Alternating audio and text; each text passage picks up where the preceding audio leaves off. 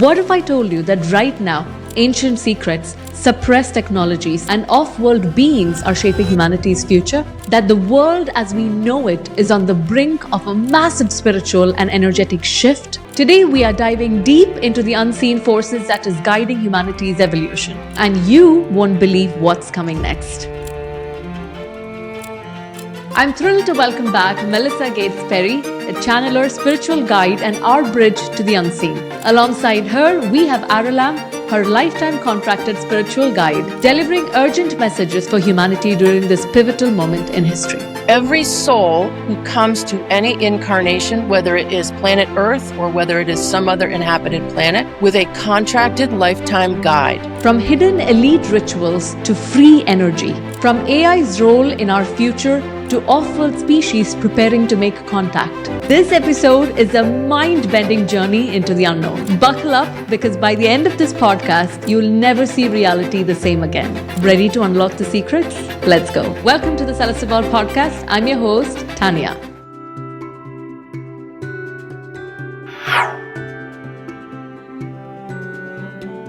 Hello everyone. Today I'm incredibly thrilled to have Melissa Gates Perry back on the Celestevolve podcast. Welcome, Melissa. How are you doing today? I'm doing wonderful, and I am thrilled to be back here as well, as is Aralamb. He is present as always. So yeah, I'm thrilled to be here. Thrilled. Why have you decided to come through Melissa and speak to us during this time of human history? Okay, so Aralamb's hand is up. Aralamb speaking. Thank you for having us, Tania, as usual. That is an incredibly easy question to answer. Every soul who comes to any incarnation, whether it is planet Earth or whether it is some other inhabited planet, every soul will come to that planet with a contracted lifetime guide. A contracted lifetime guide.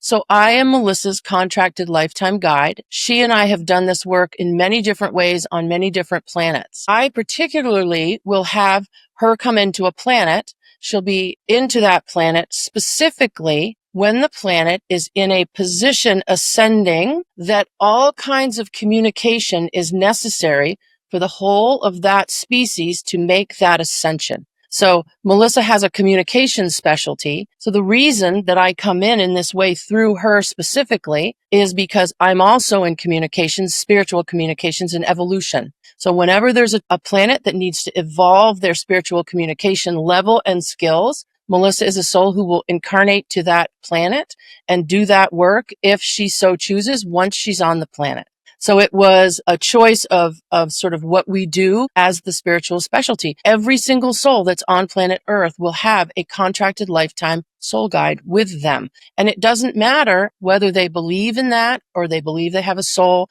or they believe in a creator God, or they believe in anything. You could be strictly an atheist throughout a whole lifetime, but you'll still have that contracted spiritual counsel guide with you and your guide. And for me, with Melissa, I can't do anything for her or to her. Free will is the highest law, so she always has to make her own decisions. But in her case, when she was younger, she came to the realization that I was present. And so in that way, then she chose to want to do the work. Now, Melissa could have gone through this whole lifetime and decided she didn't want to do any of this work. And there was nothing that I was going to do to change that. But because she determined that she wanted to do the work, then that's where I can step in and help her do the work throughout the lifetime. So that's how I chose her. And in all actuality, she chose me. We chose each other for this particular incarnation. Is there an urgent message right now for humanity that we need to hear first? So, Aralamb speaking. The most urgent message that I would give humanity right now would be this one. From an energetic space and from your soul space, regardless of where you are, again, I say, you could be an atheist. You could believe that you don't have a soul, still Aralamb speaking. You can believe anything that you want to believe, but the one thing that you can do on the planet now to make everything more positive, to make everything smoother in not only your life, but everyone else on the planet's life through this ascension is to literally, energetically calm down and start to listen to your soul's voice. So many humans on planet Earth right now are listening to that left brain voice that speaks incessantly. That voice never gives you good news. Does it ever? That voice never gives you good news. So you need to learn through meditation, through spiritual paths, through any kind of spiritual work that you want to do or faith that you want to have. You've got to learn, still Aralamb speaking, to quiet that voice that tells you constantly that there's a red alert happening, that something is wrong somewhere, that nothing is going right for you. You've got to quiet that voice and spend more time listening to the voice that is literally seated here in your heart chakra and in your third eye chakra. Now, some people, still Aralamb speaking, some souls on the planet would ask, well, that sounds simple, but how do I do that? How do I do that?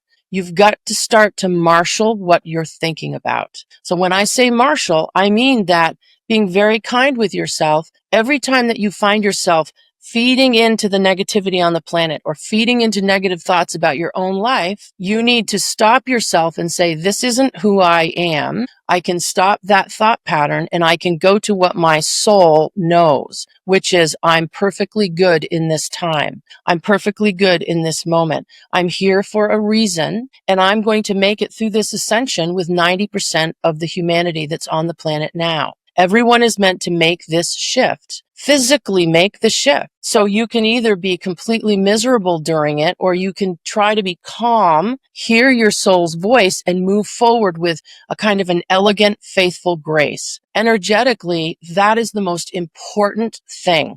That's the first part of the answer. The second part, still Aralamb speaking, the reason that this is so important is because right now on planet Earth, there are, and Melissa touched on it with you before this session started, there are huge waves of darker three-dimensional energy that need to leave the planet now.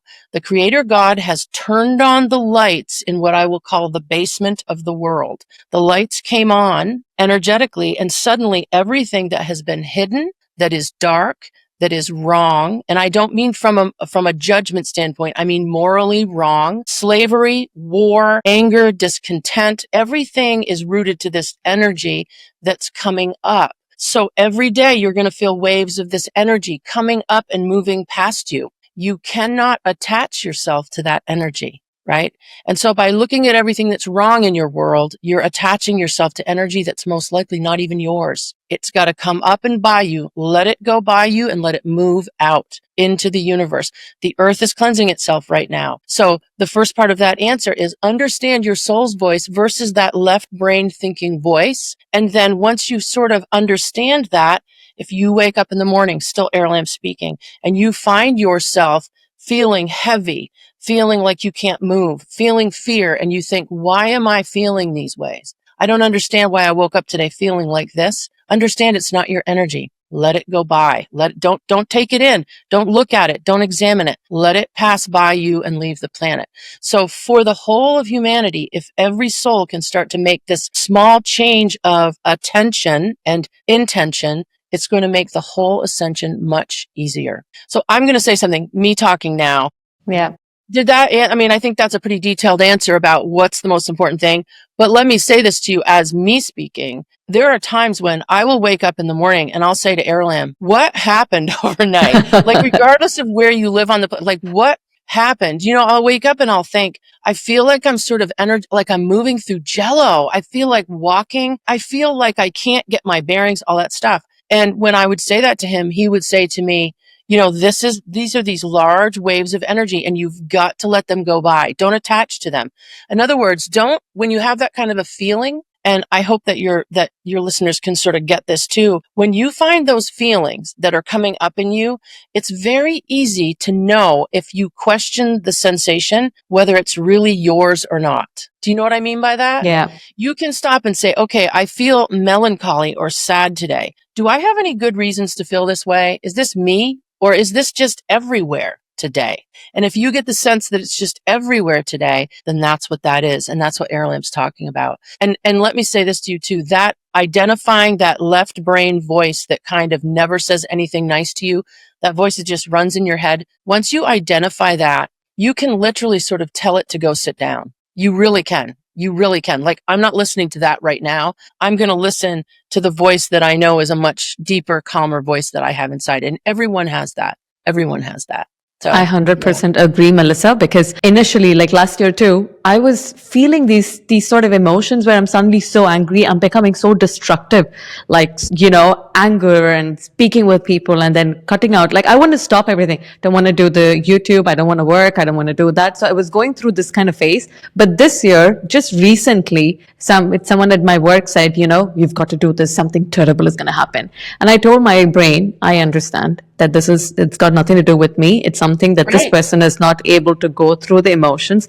And I just Yes. let it slide. Hi there. My mission with this podcast is to create a space filled with love, peace, and hope, especially for those of you who are tired of viral and extreme content that floods our feed. To make this vision a reality, I'm bringing together a team of professionals who is going to help spread this message of hope far and wide. But I can't do this alone. I need your help. And here are 4 ways you could help with this movement. Number 1, turn on those bell notifications. Be the first to comment and engage, because that initial engagement and likes help the YouTube algorithm share a message with more viewers. Number 2, send this message to your family and friends who you think would resonate with our uplifting messages. Number 3, consider making a donation. Number 4, subscribe to the channel. As a working single mother who is on a mission to spread this movement, I truly appreciate your support. Together, let's be the catalyst to bring heaven on earth. Thank you so much for being a part of this journey. Now let's get back into the podcast.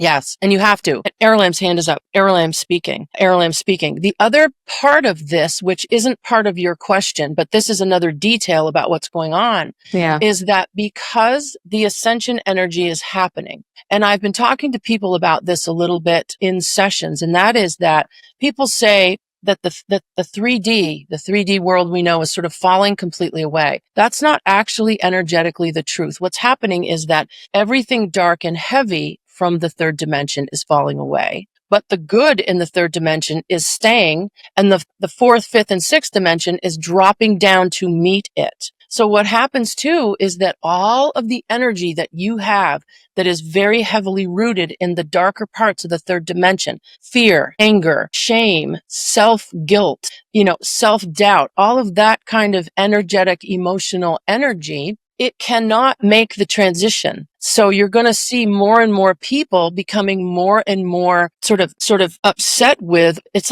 as if they're multiplying it. Still Aralamb speaking. It's as if it's being multiplied. So that's why what you did is the perfect thing, because you diffused it when you received it. You received it and said, this is not an emergency. I'm going to diffuse this right here. Many people are not being able to diffuse it, so it just keeps multiplying and growing.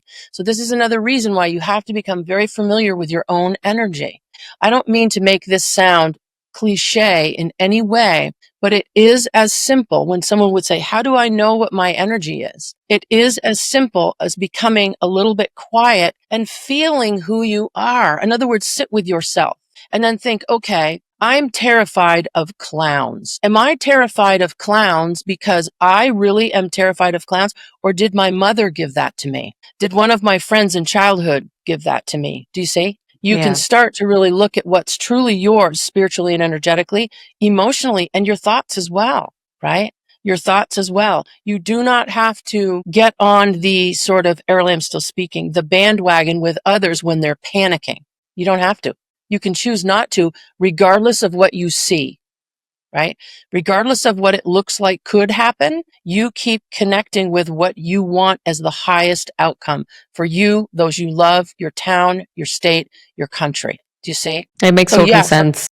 Me speaking. So that is a huge thing. That's a huge thing, that diffusing. So the fact that you were able to do that is you understanding your part in things. That's it's like you going, wait a minute, do I have to be hysterical about this? I don't think I do. And then you don't become hysterical about something, and then the emergency passes by, maybe doesn't even happen, and you go, oh, I get to choose. I get to choose. I get to choose, no matter what's happening.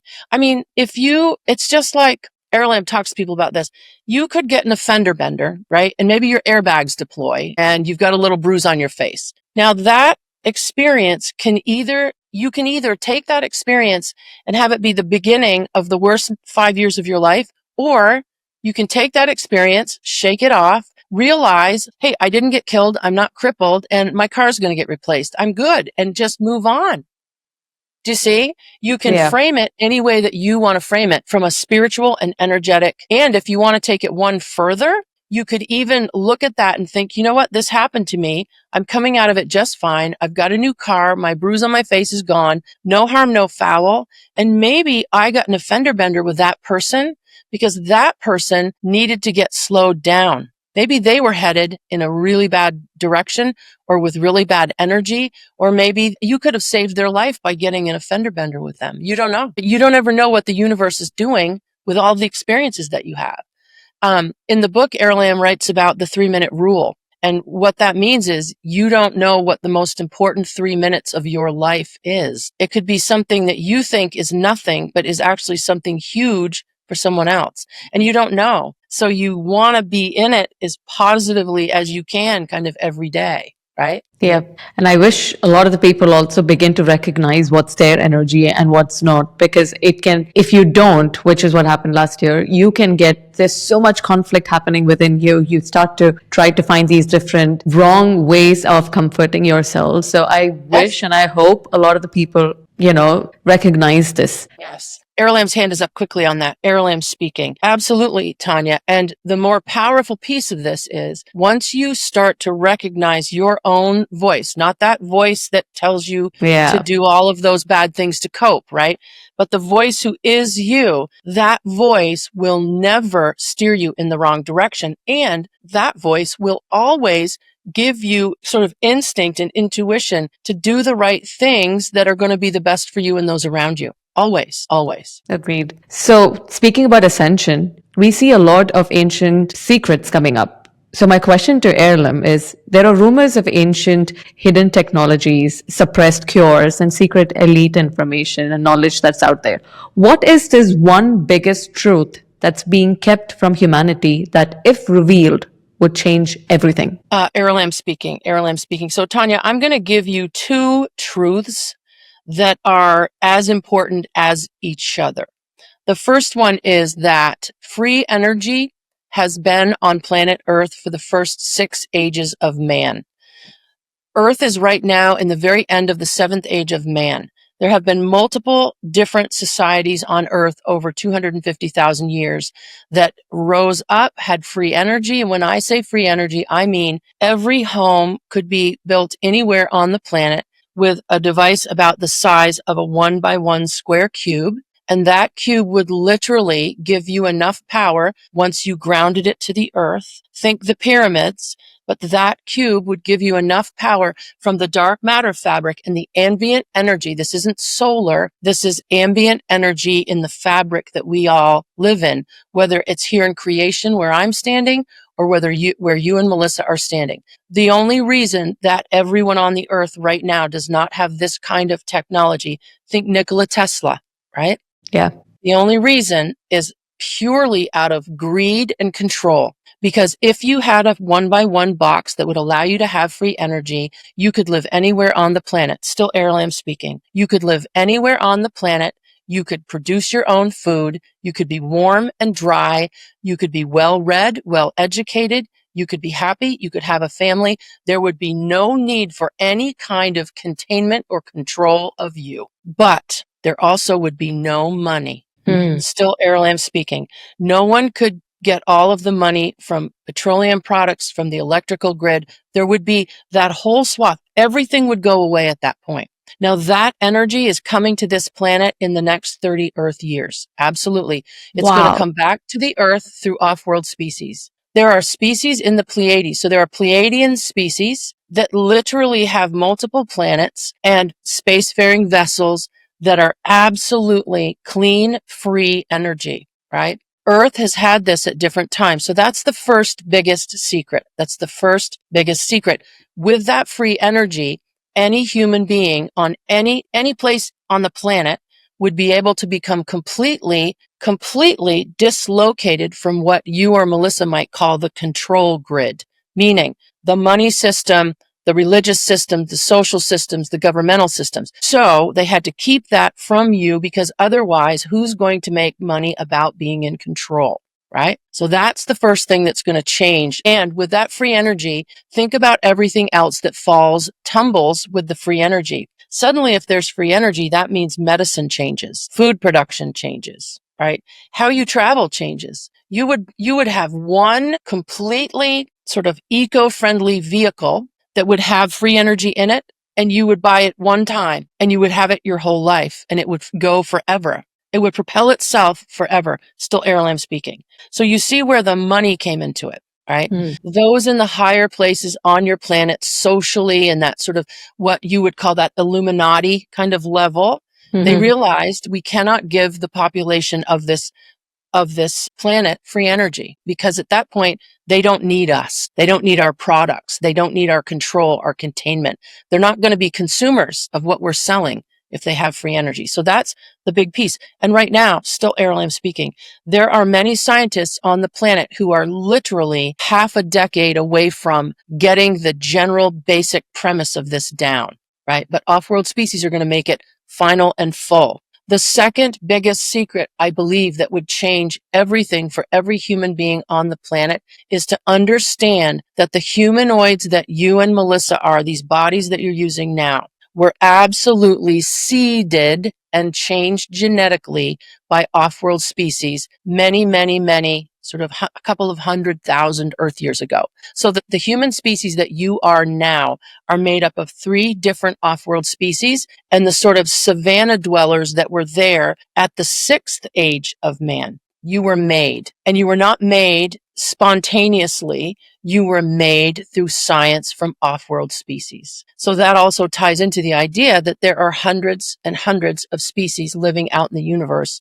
and Earth is just one inhabited planet. So those two things together are really coming in. So when you talk about, still Aralamb speaking, you asked about ancient technologies and you asked about, so again, I say the pyramids, they were huge power generators. There was nothing religious about them. They were huge power generators. And then those who were living close or near to those grids, think Nikola Tesla again, were able to get free energy. You see, these two things, if humans knew who they really were and what their sort of past really was, because if you know this about yourself and you know, still Aralamb speaking, when the whole human race understands where they came from and that there are all of these species off world and that one of the species who's going to visit Earth in real time very soon are one of the progenitor species for humans. And that's going to be the Pleiadians. The Pleiadians are one of the 3 of the species that seeded the version of humanity that you and Melissa are today. Wow, Melissa, I get so thrilled listening to all of this. How do you feel? I know.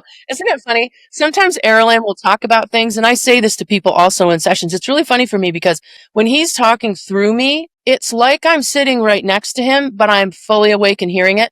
So sometimes when he's talking about different things, in my own mind, while he's talking, I'm thinking, oh, wow. Because, I don't know everything. Like, I don't have it all in my head all the time. But it's interesting. So I say this to people all the time in sessions and on podcasts. I learn so much myself all the time. I'm always learning new things, and I'll get off of YouTube like this and I'll say to him, "You've never told me that." And he'll say, "Well, you never asked me that."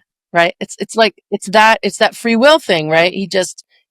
So the free energy and the fact that we are, and of course, there's a lot of people that have done a lot of research about the idea, were we seeded, right? Were we seeded at some time? Like, how did we get to be us? And we absolutely were. We absolutely were. Absolutely. I mean, again, there's this whole piece of it where people say, well, there's no, there's not a lot of known information about this.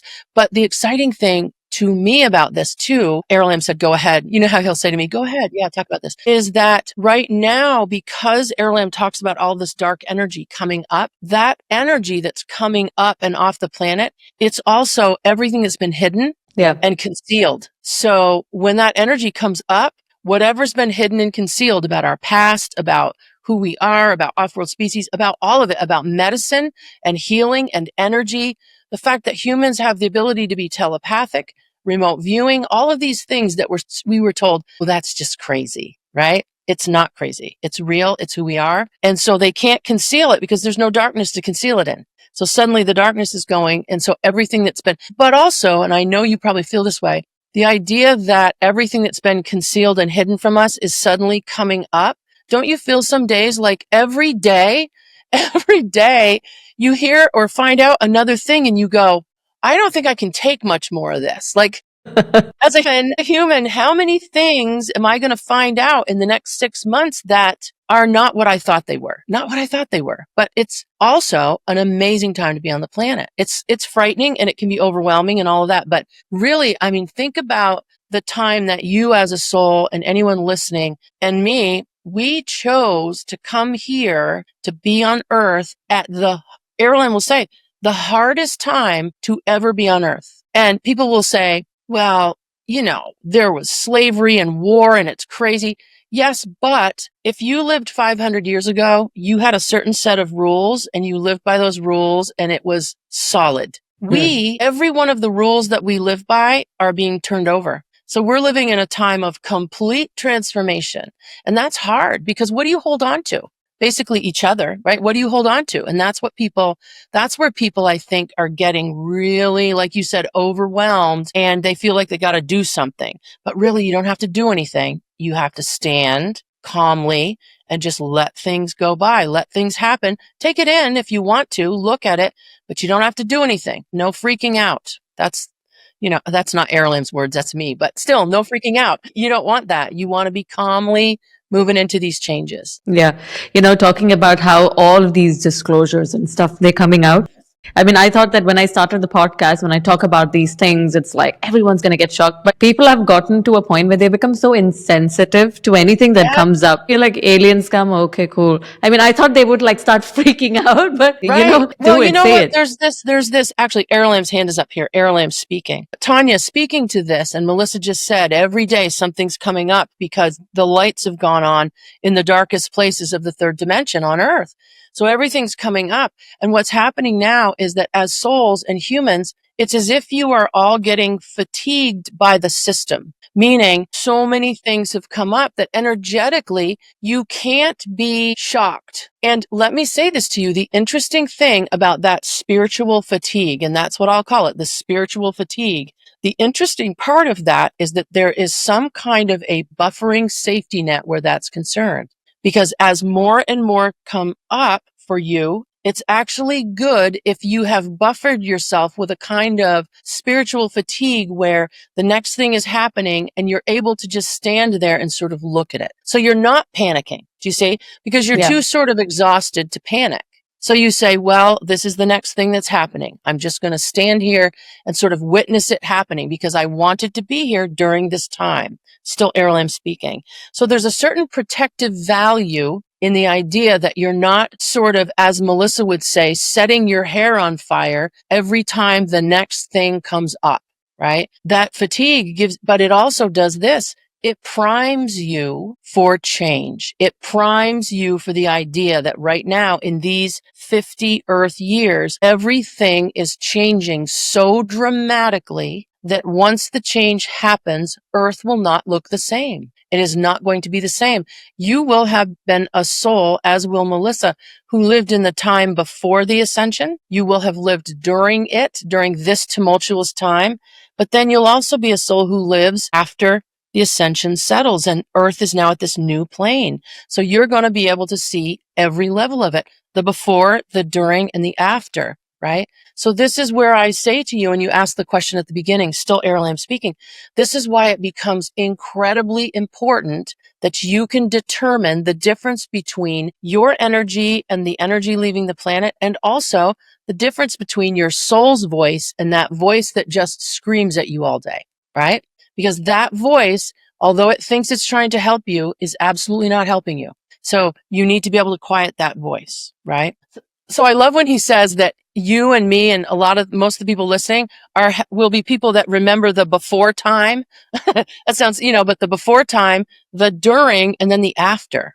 So think about this is me speaking, but think about in the longevity of the planet, how special it is to be alive right now in this incredibly rare sliver of time in the history of planet Earth. In other words, everyone who is here now, I mean, even those friends that you have that say, oh, I can't believe I'm on this planet. I can't believe I'm here. This is off. You know what I mean? Those people who say, what am I doing here? Well, you decided to be in this 100-year slice where it's this rare, incredible, celestial, energetic, universal evolution kind of ascension time on our small blue planet. You chose to be here in this incredibly powerful time to bear witness to it all and to live through it and to make the changes that you need.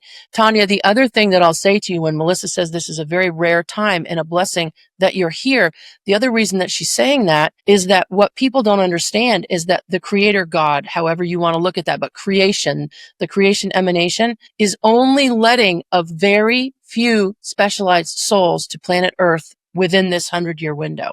Very few souls are being allowed to come in. There are, for every soul who is sitting on Earth right now, whether that soul is 2 hours old or 105 Earth years old, still Aralamb speaking, regardless of the age of the soul, for every soul that is sitting on Earth right now, there are literally 3,000 souls who are here in creation that also wanted to be on Earth right now from all over the universe because of the rare situation that Earth is in right now. Earth is in this incredibly specialized time, and Earth is meant to make the ascension. And Earth as a planet is one of the only planets in the whole of the inhabited universe where a soul can have the kind of completely dynamic and earth-shattering experiences energetically that souls are having on the planet now. So there are billions of souls, billions with a B, billions of souls, hundreds of billions of souls who wanted to be on Earth in this 100-year traverse. And you and Melissa are two souls that were allowed to come in because of your gifts. And every soul that's on the planet now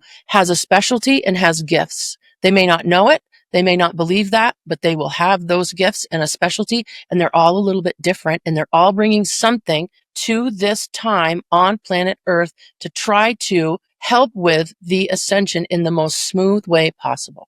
So I'm going to say this. This is me speaking now. Isn't that incredible? He'll tell me that sometimes. Wonderful. He'll say, if I get down and I'm like, I'm tired. I'm going to stop this work. Just like you said, I'm quitting all this. I'm not doing any of this. I'm going to go out and just start drinking beer and bowling. Like I'm just going to take up bowling. That's what I'm going to do. And I'm going to drink beer and I'm going to just do whatever and be super regular. I'm just going to do all the super regular things. And he'll say, well, you can do that. You have free will. You can do that. And then he'll say, but you realize if you do that, there are 30 or 40,000 souls who wanted your seat on this ride. So you sort of have to come in and do the best you can do.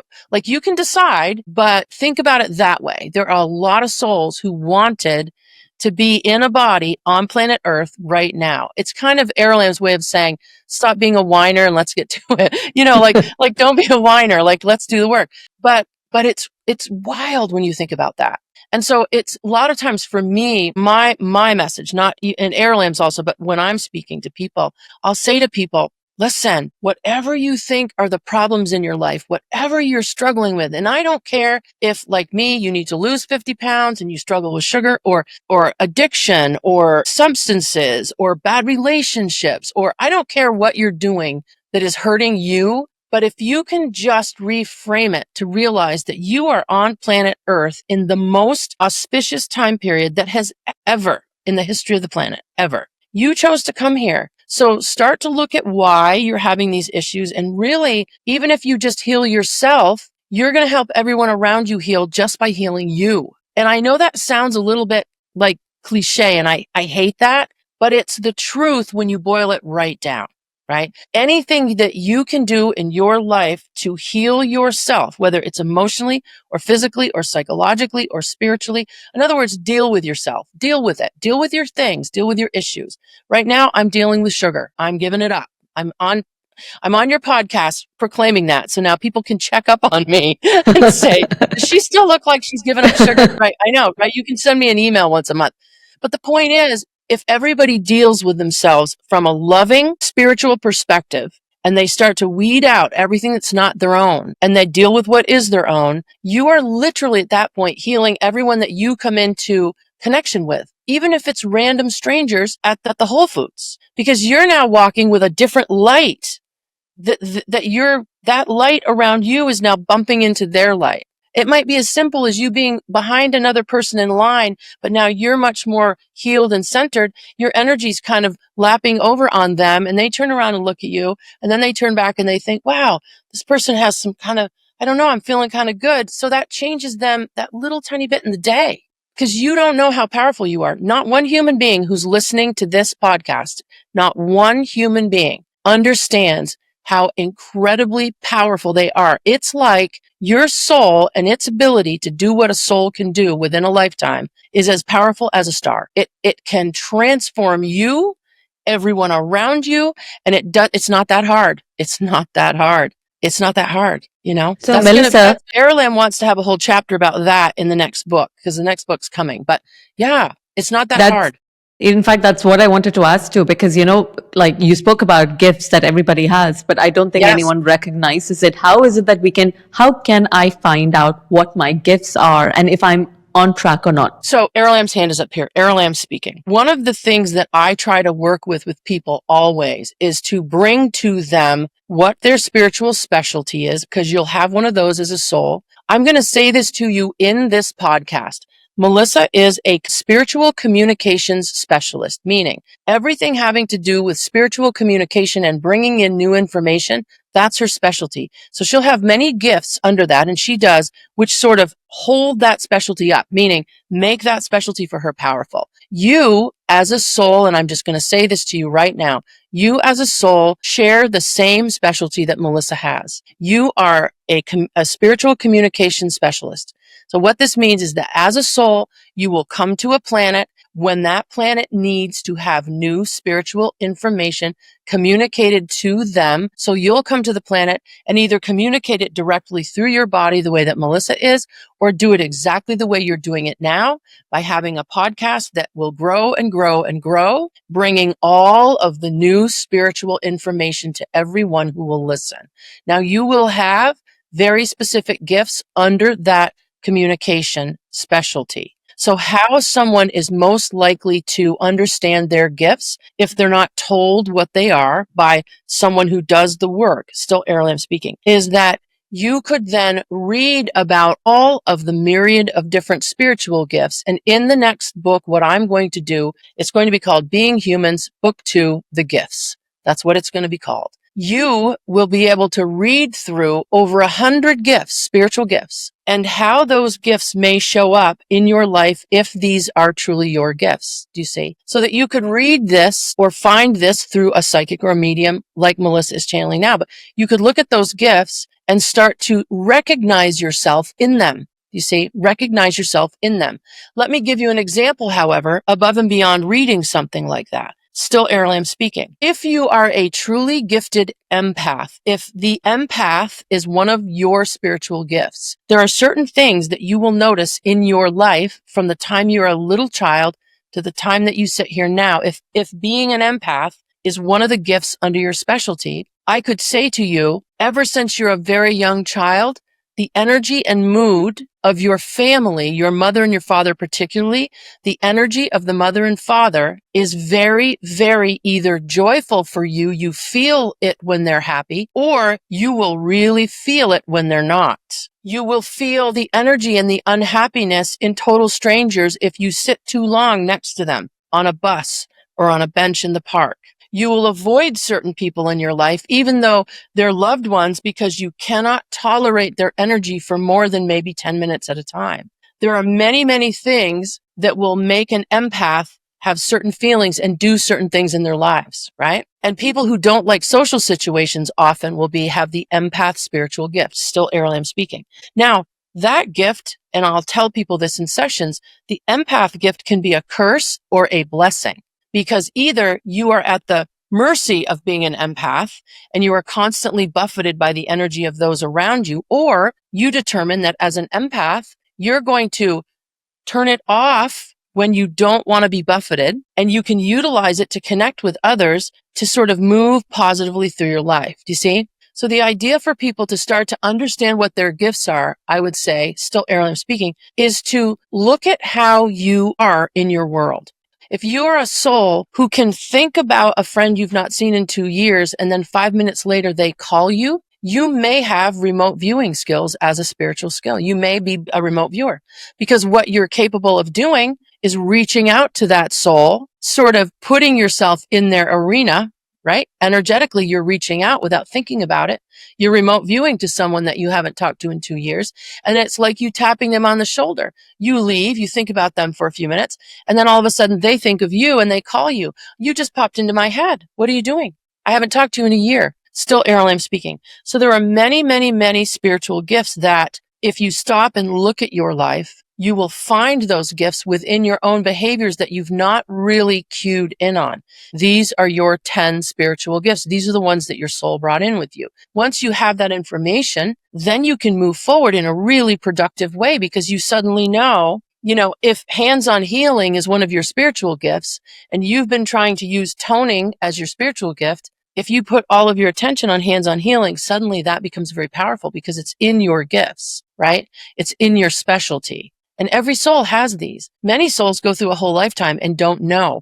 What's happening now, still Aralamb speaking, is that millions and millions of souls are beginning to wake up due to the ascension. And they're literally waking up on a morning and saying, I think I must have spiritual gifts. I've got to look into this. You see, that's the soul prompting you to find them, right? Prompting you to find them. And when you start to work within your spiritual gifts, everything unfolds very, very elegantly. It's no longer a struggle. You're not struggling to access spiritual gifts because you know what your gifts are. And so now you're moving forward very smoothly. So I'm going to say this. This is me. Does that answer your question? Yes, it does answer my question. And I'm wondering, like we talk about spiritual gifts, and because recently I was also looking into my daughter, and then I see that there's AI coming up. What do I teach her in school? Because there are so many different curriculums that's there. What sort of work is she going to be doing in the future is a question that keeps popping up in my head. So because I can't figure that out, I put her in all the classes and she's tired because I try to teach her everything that I can. But if you are going to put this book out, which says that these are your spiritual gifts, and if I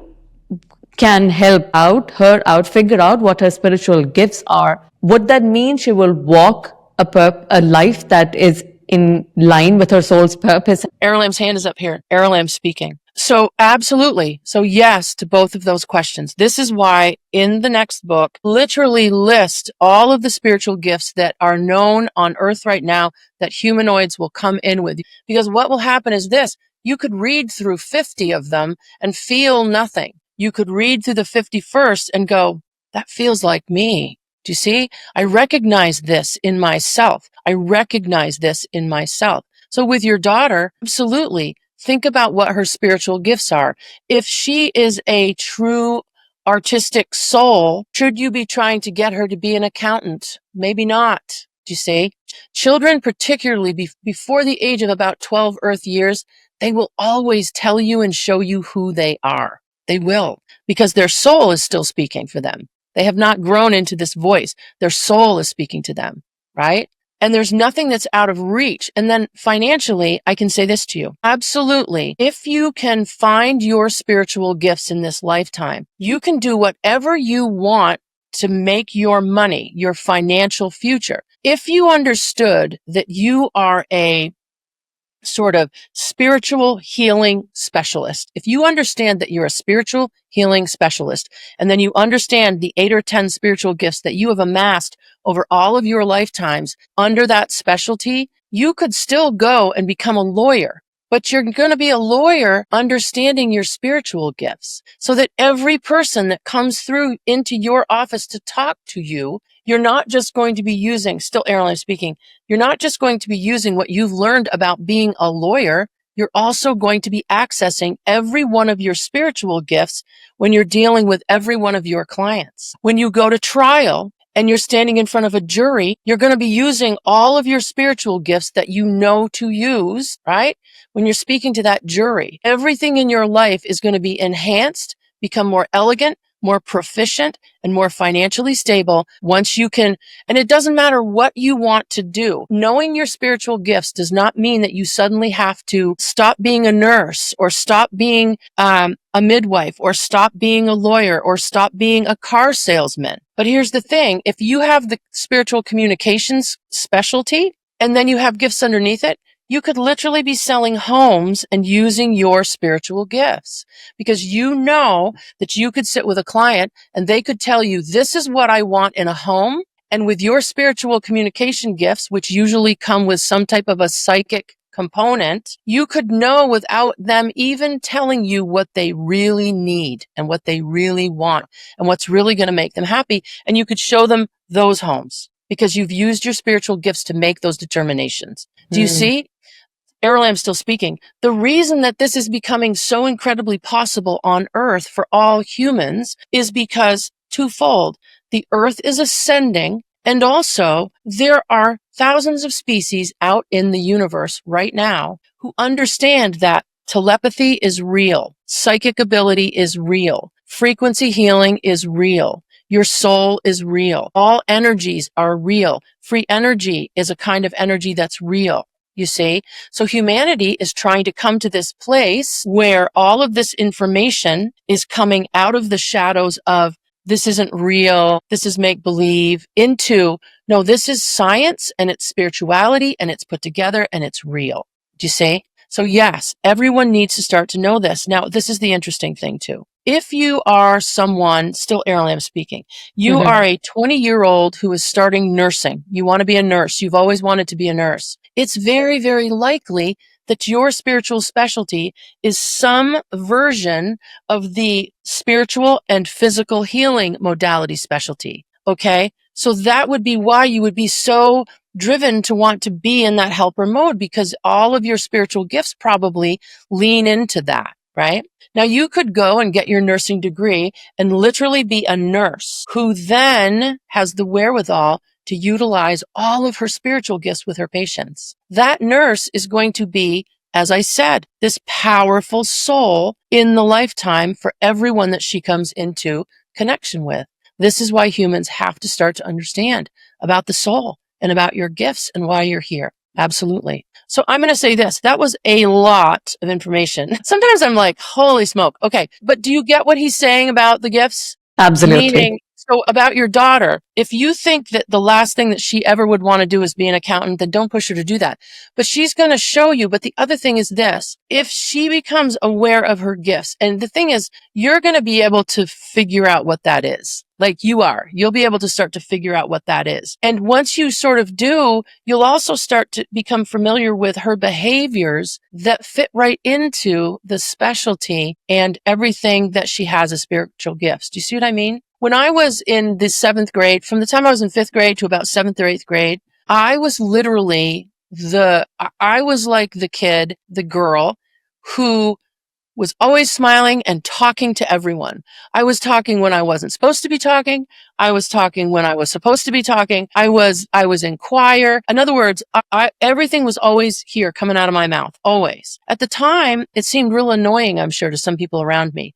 But thinking about it now, of course I was talking constantly, because look at my specialty, right? Of course I was talking as a young girl, because my specialty, I came onto the planet as a communicator, a communications person, right? Spiritual information getting communicated. You have the same specialty, which is pretty amazing.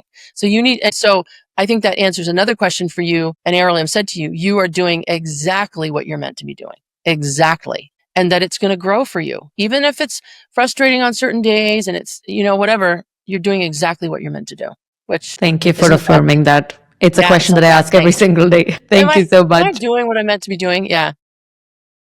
Thank you so much. I really appreciate it, because this is a question that I ask every single day. Yeah. Am I doing the right thing? But yeah, you are. Yeah. You're doing exactly what you're meant to be doing. So that's amazing. Wonderful. So the next question, we're going to get into dark fame and power. My question is, why do so many celebrities and billionaires engage in occult rituals, symbolism, and secret societies? Is there a hidden reason behind their obsession with power? So Aralamb's hand is up here. So the obsession with power, it isn't a hidden reason. It's all about the control that I was talking about earlier. So the other issue here is that there are large swaths of humanity, still Aralamb speaking, on the planet that sort of don't believe that energy is either way, meaning there's no dark energy, there's no light energy, there's nothing in between, there's no gray energy. The truth is that there is absolutely dark energy in the universe, or energy that is being used for dark intention. So when I say that, it's like this. Energy in and of itself is innocuous. However, if you want to get a group of people together and you want to start to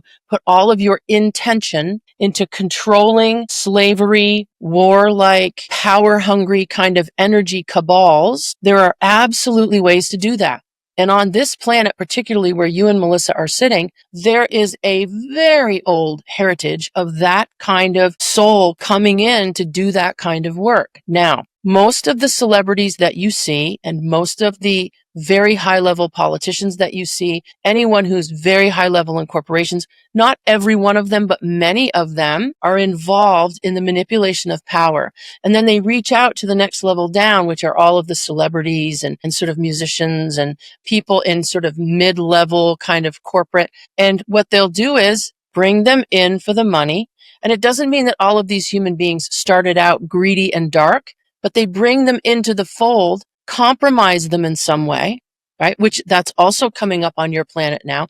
How many of these people are compromised morally? So they compromise them when they're very, very young, and then they get to live the lives and have the money and be pushed forward in society. But then they're asked to do very difficult things with very dark energy, and they don't have a choice now. They don't have a choice anymore because they're in the control grid at the highest levels. And so what's also happening now, still Aralamb speaking, is that all that has been hidden, all that's been hidden on the planet is coming up. This is why Melissa will say there are hardly any movies anymore that I feel like I can watch because I have found out so many things about so many people that was devastating to me because I wanted to believe what I was being shown and what now is coming up. So there's this is another part of everything coming up and that incredibly kind of tumultuous feeling. Now, the beautiful thing about this universe, still Aralamb speaking, it takes many, many, many more souls to get together to create dark energy than it does to create high level, good, positive energy. So when I say this, highly proficient, loving soul, as I said, like a star, the energy of a star to change everything around you, that one soul is 100 times more powerful than 10 dark energy workers. So this is also why humanity right now needs to keep its focus on what it wants to see and not all of this dark energy that it's been hidden in and covered with. Do you see? It's very important. So the occult part of this is that there have been across the eons on planet Earth, still Aralamb speaking, there have been groups who understand the occult. They understand kind of the way to have the focus, because anytime that there's a ritual, right, you see the ritual, the symbolism that happens within the art world, within music, right, within movies, it's the symbolism. Anytime that they're going to put together symbolism, there certainly are occult kind of structures to do that. But again, it takes so much power and energy to generate that kind of dark sort of control. If 10 really competent sort of light workers are working together, it offsets 50 or 60 or 70 or 100 souls that have dark energy and they're working with that. See? So it takes less souls to tip the balance positively. And that's what's happening right now. That's what's happening right now. But souls need to be very, very careful, still Aralamb speaking, very careful about what you take in. How much violence do you take in? How much violence do you watch, right? What are you taking in? What are you taking into your psyche? Because you want to keep it sort of as clean as you can, right? It doesn't mean that you don't watch a movie that you love, but what it means is, what is your music telling you, right? What is your music telling you?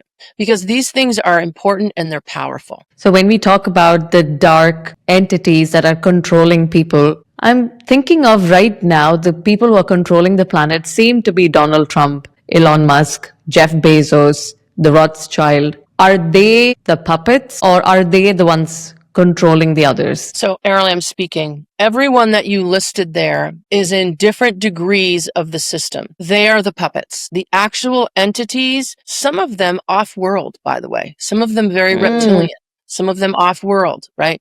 But the creator God is driving everything away. So there are souls who have been sort of the puppet of the control who are going to be cleaned out from that, because once that controller's gone, they're going to lose their power. Do you see? So yes, there are all of these politicians and corporate sort of heads at the very top of the heap, but they're mostly puppets for the higher up, the actual souls and beings who are now losing control of your planet. Still Aralamb speaking. The souls and beings, some off world, some from here, the souls and beings and dark entities who are now losing control of your planet have been on the planet for eons of time, and mostly they're unknown. They're unnamed. There's no name attached to them.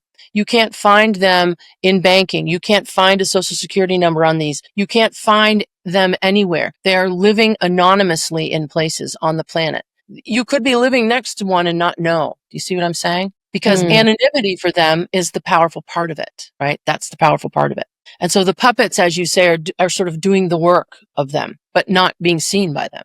But they're leaving. They're being forced off the planet. This is why now, still Aralamb speaking, it's why right now the planet feels for you and Melissa and everyone living on it as though everything's being turned upside down, or as though the earth is a ball and it's being shaken. Everything that you've known is being shaken. How can they leave the planet? Is someone driving them out? Like, what made them agree to leaving the planet? The creator, still Aralamb speaking, the creator God, creation, in 1963, ended a covenant with them. They were meant to stay here to take care of us and get us to a place. I say us, meaning you, Melissa, to get humans to a place where they could sort of live on their own and be free souls, be a free species. They needed to leave then, but did not want to give up the power of that. They also did not stick with the covenant in the way they were supposed to.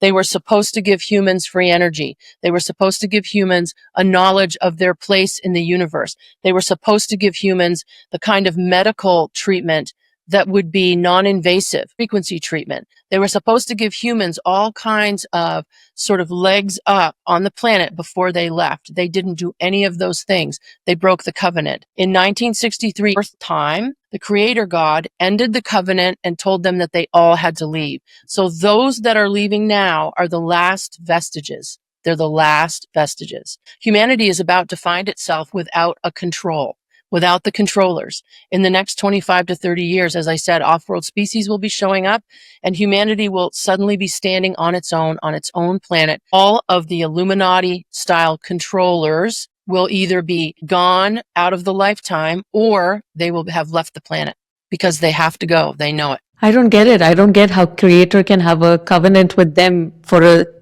it's the creator, right? Creator can do whatever creator could have wanted, right? Why wait let me until... say this to you. This is me speaking. When Aralamb's talking about the covenant in the book, he talks about the fact that when we were seeded, so you know how we talked about us being seeded, Yes. a seeded species? So when we were seeded, what happened was, I'm going to make this short for you, but two species showed up on Earth. Okay. One was called the Sinshali. The other was called the Anunnaki. And you've heard of Anunnaki. Yes. So they showed up here looking for minerals and looking for gold. And people have written about this. They didn't want to do the work themselves. So they took sort of savanna dwelling creatures that were really like monkeys that could stand up, but they weren't humanoid yet, right? They weren't humans at that time. And they mixed their own DNA with these humanoids and they tried to create them with no souls. They couldn't quite get it right because if they didn't allow a soul to spontaneously come into this new being, then they weren't smart enough to sort of do the work for them. So at one point, they sort of let that happen. They let those beings get souled, have souls. The moment that happens in the universe, the creator God goes, wait a minute. Somebody's making a new species without my permission. That's not how this works. If you want to make a new species, you come to me and you say, I want to make a new species for this planet. We want to mix all this DNA together and this is what we want to do. And either the creator God says, yes, do that or don't. So they did it. It was like a crime. They committed a crime. They created us. So then the tall whites, the Pleiadians, came in sort of almost like the police. And I'm really making this short.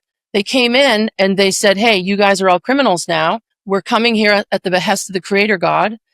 The creation sent us here. We now have to mix some of our Pleiadian DNA with these creatures that you've made, these new souls coming in, so that they'll have the ability to evolve quickly, to be as smart as they need to be, to understand their soul, to evolve in a way that's going to be good for them. And here's the covenant. You guys have to stay here. Now, you can't leave the planet now.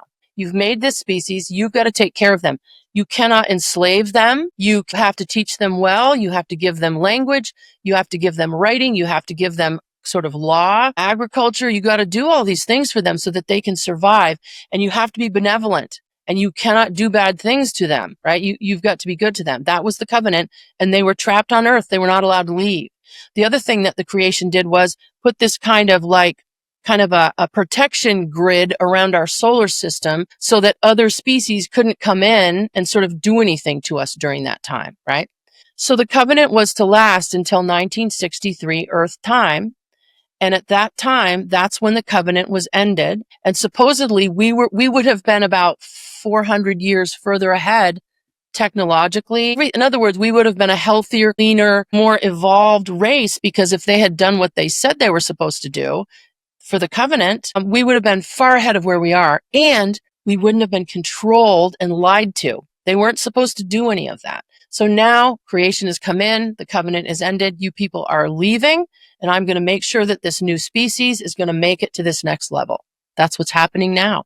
That's why we're all here. That's why we're all here. If you want to think about it, it's almost like we're spiritual foot soldiers in this final battle for our planet and our species. So yeah, so that's where all those nefarious players, they're being forced off the planet. Creation is literally coming in with the angelic species in some cases and taking them away or forcing them off, giving them an ultimatum. You've got 2 Earth years to get out. I don't care where you go, but you're going. And so now we're seeing all the fallout from that, right? We're seeing all the fallout from that. So it's an incredibly exciting time to be alive. Incredible. I mean, this just reaffirms the fact that we are in a simulation or an illusion, the Maya that we talk about all the time in all of these sacred texts. Yes. If that is the So many case, sacred texts. I mean, India, right? The Vimanas, and I mean, that wasn't mythology. That was real. That was real science happening, and people were just looking at it going, right? then how could we hack this system? How can I hack this simulation and regain control over my life? I mean, we are waiting for the entire thing to get back, right? The simulation to start working like normal. But if it's me and if I'm going to be the one taking control, how can I hack into the system? So Aralamb's hand is up here. That is a really good question. Aralamb speaking. So I take you back to the piece where I said to you, your soul is sovereignly powerful in your world, right? Your soul, through your kind of attention to what you want and what you want coming toward you and controlling your world, your soul has the ability to cleanly make those decisions. So you take control of your own life as soon as you decide to do it. Give me an example of something you would like to get control of. That's not personal. Still Aralamb speaking. Finances. Isn't that personal? Well, but that's fine. Still Aralamb speaking. So if you want to get control of your finances, you have to, with your soul's voice, begin knowing that you have everything that you need. Now, this is a kind of a manifestation. It's also a kind of remote viewing, because what you're doing is you're focusing your soul on a specific timeline, space-time coordinate. So you're literally saying, I am exactly where I want to be financially. And then you know in your mind's eye that you see yourself there. You feel yourself there every day. You will take nothing else as an answer. As soon as you take away all the other possibility fears out of your mind and continue to move forward in the way that you are, you cannot do anything but have your soul move you to that place. It is foolproof. The thing that stops everyone on planet Earth now is that you cannot entertain the what if thoughts or the fears. What if this isn't happening? You cannot entertain it. Your soul is connected directly, still Aralamb speaking, your soul is connected directly to creation. So when you think about this, your soul is connected directly to creation. From the time your soul came into being at the beginning of this universe, through every lifetime you've ever had, you've never not been connected.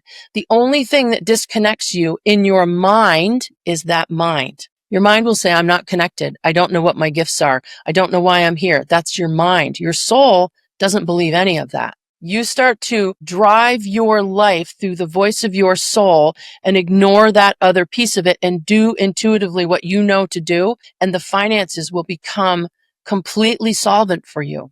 And anyone who's listening, still Aralamb, and anyone who's listening to my voice, regardless of where you are starting from. You've got to get containment of the voice that tells you, because when you do that, everything in creation says, listen, she's continually having this thought, which means this is where she wants to be. And free will is the highest law. So we will not take that from her. If suffering is what she wants, then I'll let her stay in suffering. It's her choice. If you determine that you are not going to suffer and that you do not have to be financially stricken and that you are who you are and you have the sovereign connection to creation, then you don't have to worry about any of it, because what you're doing to be the most sort of expansive version of yourself is going to bring you what you see, what you want there. I'm trying to give this to you with as much detail as I can without leaving you without the feeling that you've got to get containment of that voice, those questions. So I'm going to say this, that is one of the hardest things, but it's true.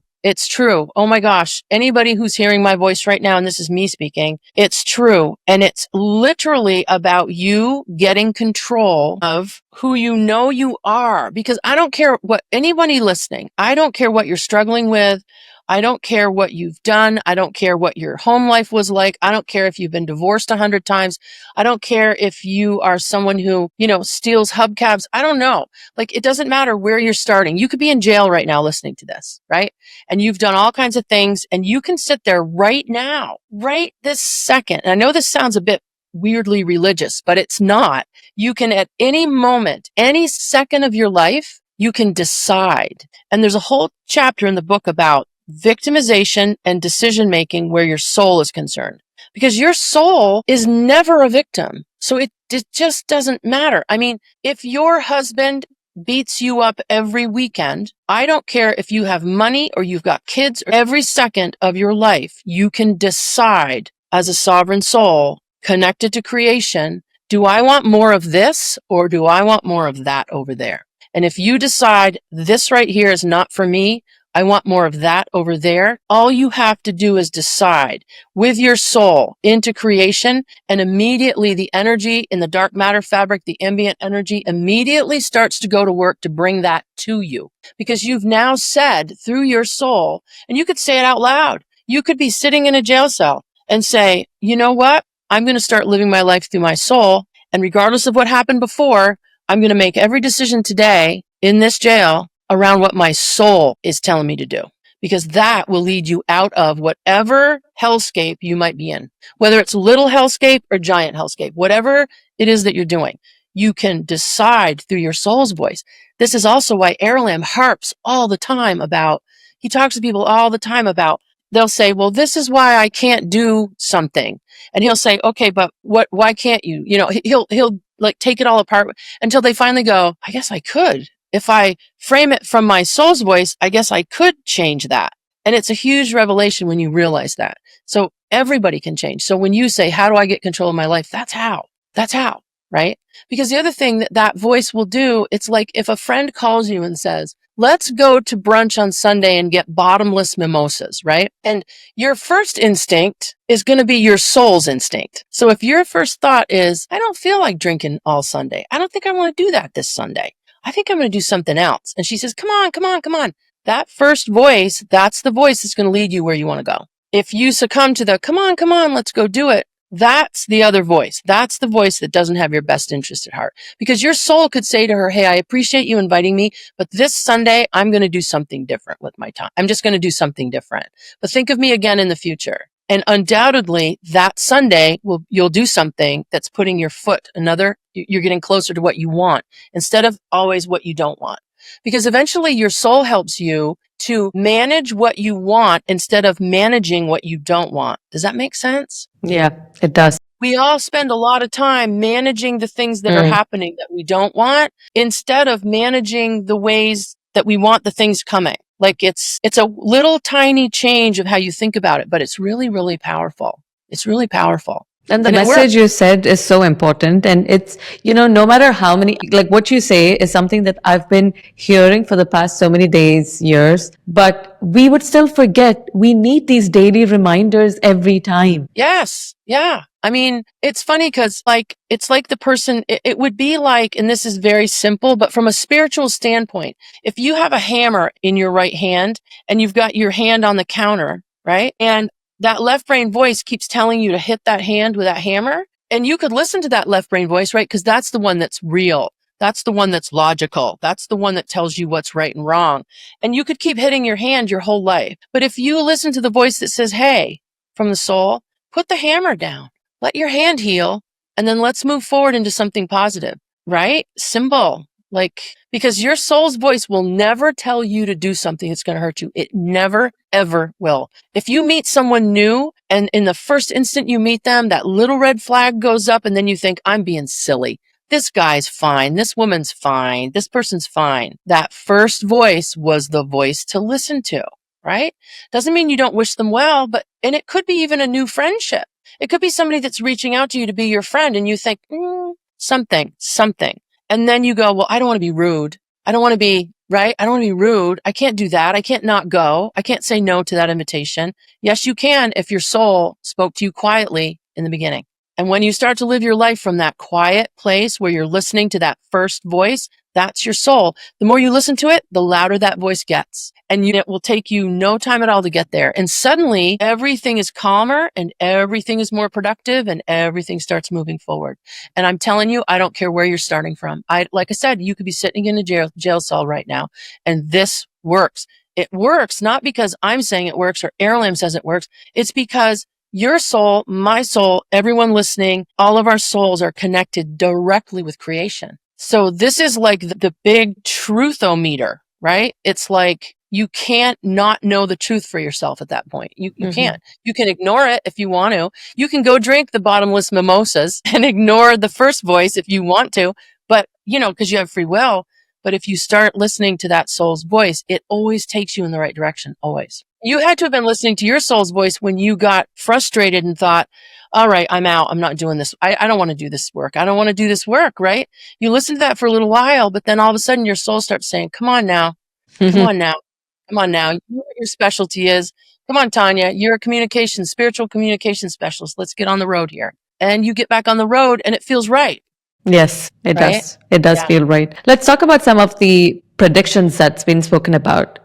There's a lot of predictions that say that there's going to be an AI takeover, a financial collapse, World War III, the trade wars that's happening between the US and China, and obviously a mass awakening. What is the next major global shift that's coming in the next 5 years that most are not prepared for? So Aralamb's hand is up. Aralamb speaking. I'm going to give you what the most likely scenario is, but I'm also going to say this to you. When large numbers of people all have their free will working in the same direction, then that free will altogether can change the trajectory. But let me say this to you. The creation and off-world species and everyone in the universe that is sort of watching right now and looking at Earth and seeing what's going on, World War III is not going to be allowed to happen. Period. Earth is meant to survive. 90% of the human beings on Earth are meant to survive this ascension. So there may be speed bumps, there may be issues, but it's not going to be a World War III by where the planet is taken down to 10,000 souls, which has happened in many, many other ages of man on Earth. That's not going to happen this time. The other part of this is that the forward movement spiritually is literally, and I say this to people in sessions, it's as if the group of people that are awakening now are dragging the people who are not awake, sort of, as Melissa would say, kicking and screaming through the ascension. Meaning one way or the other, they're going to go through the ascension, whether they want to go elegantly and beautifully and smoothly, or they want to fight the whole way it's going to happen. Now, the most likely scenario is that there is going to be some kind of a disruption in the monetary system. And when I say disruption, still Aralamb speaking, I'm not talking about a crash that puts people out of their homes for the next 20 years on Earth. I'm saying disruption because what you're going to have are two different factions that are humanoid, not the Illuminati because they're leaving the planet. Humanoid factions who are going to want to go in two different directions. The monetary system on Earth is sort of in its death throes in some ways because, again, when humanity has free, clean power, everything is going to have to change anyway, because suddenly you won't have to pay for anything that is connected with energy. And everything on your planet is connected with energy. What if you and Melissa were speaking on this podcast through your screens and your microphones and all of your equipment, and it was all being run by free energy in your home, right? Everything is going to change when that happens. So the monetary system is the most likely place, I believe, by looking at the most logical timelines. If everything stays where it is, the monetary system is probably going to go through some kind of a true change, but it's twofold, because on the one hand, and you talked about AI, I am not a proponent of AI by where it sort of eclipses humanity. AI, where AI has information that people can access, that's one thing. But when AI comes to the point where it is a sentient being that has no soul, this is where creation does not allow for this very well. Creation does not. Souled beings are the highest beings in the universe. Sort of beings that are incredibly intelligent but have no moral standard and have no soul. This is a difficult place. It's a difficult place in the universe to have this kind of entity, right? With the monetary system, what you're going to look at most likely is that there will be a change in the system. It's likely to be something that goes completely digital, meaning no more what you would call paper money at all. However, there are many, many species out there, some of whom are going to visit the planet in the next 20 to 30 years, by where there's no monetary system in those species. Everyone starts at some basic level of having free energy, being able to have shelter, being able to have food, either grown or not grown. And then their monetary system is a kind of a credit system, not socialism at all, but a credit system, so that you would have a basic existence with no fear, no worry, no care at a certain level of health. And then if you want to do more, if you want to do extra, if you want to do more into the society, that's where you would have every opportunity to get extra sort of credit, if you will, to then do whatever you want to do with it. Do you see? By that way, every human being on the planet would not have to worry. You wouldn't have one person living in a hut with 5 children and 1 bag of rice, and then someone else living in a mansion with 1 other person, because capitalism in and of itself is not a crime. It's not a bad thing, but the greed sometimes it's attached to it becomes a control grid. And this is where humans are now. So is it going to change? It's most likely. That's where I would say the most likely change is going to be, but it's not going to be incendiary. Still Aralamb speaking. It's not going to be something that burns the whole world down. It's going to be something that is a required change. And then suddenly, after everyone gets used to that change, off-world species come in, energy becomes free, medicine is completely transformed, food production is transformed, everything becomes transformed, the earth is cleaned up. So there'll be this whole kind of systemic cleanup through off-world species, and you're all going to live through that. I don't like the part, still Aralamb speaking, I don't like the part that is given to humanity that is this sort of apocalyptic view of it. Apocalypse truly means wisdom. Apocalypse doesn't necessarily mean the whole planet burns in a fiery pit. Apocalyptic is that you're apocalyptic, you're getting new knowledge, right? You're eclipsing your old knowledge. And that is where you are. That's absolutely where you are. Talking about AI, will merging with AI enhance or destroy human consciousness? Are we heading towards a dystopian future? So Aralamb's hand is up. AI is another place not unlike nuclear war. There are off-world species who use AI, who use an AI version to sort of control their spacefaring vessels. There are species who use AI in some of their medical procedures, right? They do not, however, make AI to the level by where AI decides that it's sentient and above a souled organic being or a souled light being. What I'm saying is that creation never allows any kind of AI to acquire a soul. You've got to be an organic, sort of seated humanoid or light being to have a soul that's going to connect with creation. Creation does not connect with AI. So the way that you'll understand this, still Aralamb speaking, if a robot is made, which they're doing now, and they put the knowledge of an AI that believes it's sentient into that robotic machine, meaning this AI has a name, this AI has a favorite color, this AI would tell you that it enjoys this music instead of that music, that would be an AI that assumes that it's sentient. Creation is never going to give a soul to that being. Never will it be a souled being.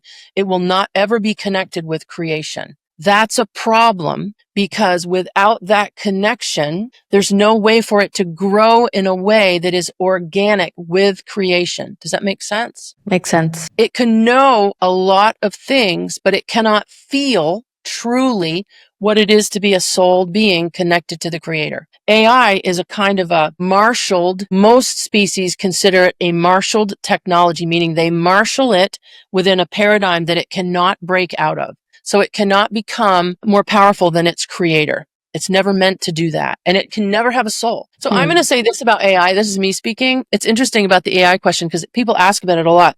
I actually do sessions with a few scientists, which is really funny. Like scientists that work. I have one gentleman who works for NASA, which is really amazing. And a lot of the scientists ask about AI, and Aralamb will talk to them. And it's like, listen, it's kind of like your soul is what makes you who you are. Your soul gives you this sort of beautiful, energetic connection to creation that lights up your eyes, right? It's the thing that makes you sentient and able to make decisions and creativity and love and passion and all of those things. Now, you can try to program that into a machine, but when it comes right down to it, it's not going to have the nuanced response to others that you have, right? You could put some kind of program into a machine that says, to my child, right?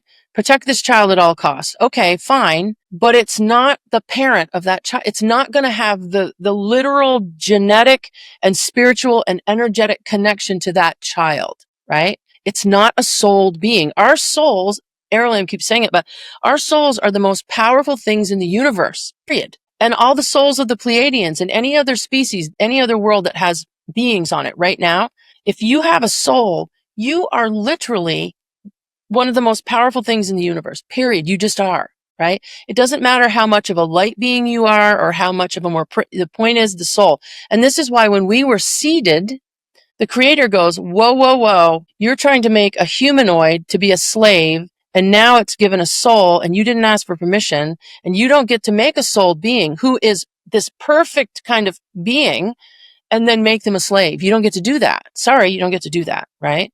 That is that all-powerful decision maker, right? So AI is tough. It's tough because you think, and I mean like chat GPT. Chat GPT. I can't ever say it. I never can say it correctly. But so you think, okay, that's helpful, right? That's helpful. So say though that you have that algorithm, that AI, write a book about love. It's going to go through and it's going to remember every single book that was ever written about love. It's going to look at love movies. It's going to look at all the things, and then it's going to write what it thinks love is about. If you wrote a book about what love is, you would have a completely nuanced version because it isn't just about all that information, right? It's something more. And that's where AI loses the ability to have a soul, right? It loses that ability. It just does. I mean, there are people who would disagree with me, but from what I understand through Aralamb, that's the thought process there, you know? And really, your soul is the most incredible AI that ever has been. Because if you can calm down enough, it can show you everything, everything. I use AI a lot, but it will never be like how it is the way I think. What I do is I would first sit in a meditation and try to connect with my higher self, source, and then try to find out what is it that my soul wants. Then I would go into AI and then ask it to execute what I want through it. Right. Tell me what my soul wants. Yeah. After I know what my soul wants, then I would tell it, okay, this is what my soul wants, right? I mean, I don't tell it this is what my soul wants. Like, for example, with my YouTube channel, it's something that I keep, like this YouTube, the podcast is something that has grown my soul and evolved my soul to another level, because last year, 1 year back, I was terrified of speaking to channelers. It freaks me out. I was very scared. Yeah, I was very scared. Were you really? Yeah, I was very scared. I'm not scary at all. I'm like the least scary person ever, I think. Yeah, now I'm not scared at all. But that time I was like, oh my God, there is this someone. The part that scared me was I thought that because Melissa, you're here and you can speak to Aralamb, I thought that you could probably see through me and know so much about me that I don't know. Oh, yeah. And see, isn't it interesting? Because the only time that sort of happens is if you're in a private session. So if you're in a session with Aralamb and I, and maybe your contracted guide shows up, if we're doing that kind of a session, then it's kind of all of the energy is around you, me, Aralamb, and and that's why sometimes Aralamb will say, respectfully, I'm not going to talk about this or that when it's in a public forum like this. Right. So because it's, there's always got to be that respect. You can't have channelers just, looking at you that way. Correct. But isn't that interesting? So, but you've come around from that. So you don't have that anymore. I did, because what happened in the process of speaking with channelers is they would know what I'm going through. Like they would know that I'm probably having a lot of insecurity, for example, or fear or guilt. And then they would try to get me out of that. Yeah. Right. Something that I cannot speak up openly. I know they can see through, and then they would take off those energies out of me. So so that is what they do. And then I keep going with the YouTube channel. It's like every time I'm like, am I even doing the right thing? Why am I doing this? Because I have a full-time job as well. But then I would sit down in meditation, and then the answer that comes through will always be, this is what you're supposed to do. You are supposed to create. And then I'm like, okay, fine. Deep Seek, tell me, how do I make the next video go viral?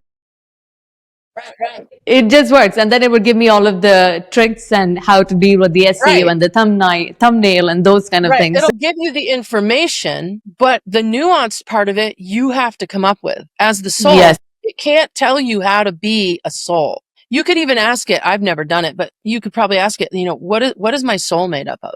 Like, ask it that. What is my soul made of? What would it I should say? ask that out. Right? I'm going to ask that and find out what it would say about that. Yeah. You've mentioned a lot about the off-world species, and I'm wondering, will there be a time when the off-world species would officially announce themselves to the public, like come on media or show their face to the whole world? Yeah. So Aralamb speaking here, Aralamb speaking. So I talk about this a lot, and absolutely they're going to. And right now it's looking like in the timeline, approximately 9 Earth years out from about now. So this is not 100 years from now. And the reason that they're going to be doing this is because after that covenant ended, the creator threw that down as a law and said, listen, they're going to understand, human species are now able and going to understand that they're not alone in the universe and how important this is. There's also this piece about the off-world species by where there's a planet, still Aralamb speaking, there is a planet within travel distance of Earth that is very Earth-like, that Earth is going to be able to annex, meaning there will be a second Earth that in the next 40 years will be part of the Earth family. So Earthlings, right? It will be the Earth system. So that as Earth grows, you could move to that planet as well and be there. And when I say move, I don't mean take 4 years to get there,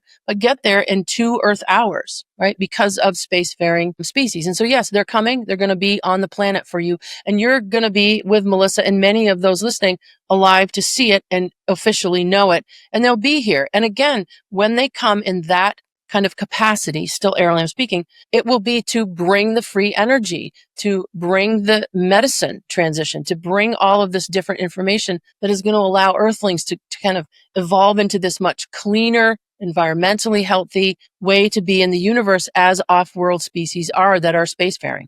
So it's coming. It's coming. Melissa, we should come back on the podcast when they officially reveal themselves, and then we will have them. I know. Like a group podcast. I know, right? Have a group meeting.